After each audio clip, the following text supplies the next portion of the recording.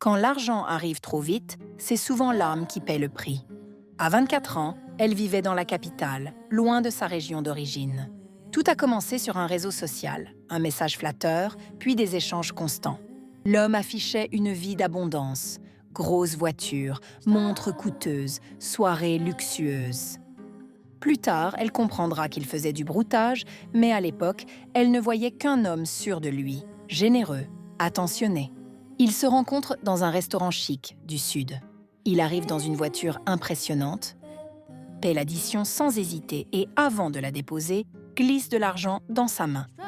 Ensuite, chaque rencontre devient une pluie de billets, parfois 30 000, parfois 100 000, parfois plus. Elle poste tout. Les gens admirent. Elle croit avoir gagné la vie. Après quelques mois, il parle de mariage et l'invite à passer un week-end chez lui, toujours dans le Sud. La maison est belle, mais un détail la trouble. Des bougies rouges et noires dans la chambre et une pièce toujours fermée. Il dit que c'est son bureau, qu'il ne faut jamais y entrer. Elle respecte.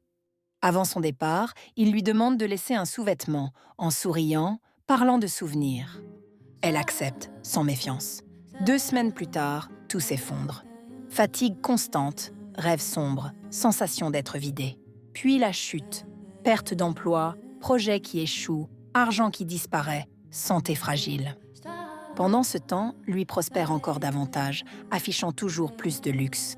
Cherchant une réponse, elle consulte.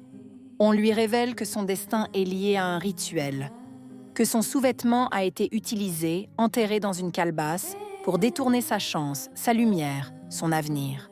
Tout ce qui devait lui revenir nourrit désormais un autre. Quand elle le confronte, il rit. Il avoue sans honte, disant que c'est ainsi que certains réussissent. Puis il disparaît. Depuis, rien ne marche. Les opportunités se ferment. Elle survit pendant que lui s'élève. Aujourd'hui, elle raconte pour prévenir. Derrière l'argent facile, il y a parfois un piège invisible. Dis-moi en commentaire, jusqu'où irais-tu pour le luxe? Et à quel moment dirais-tu non?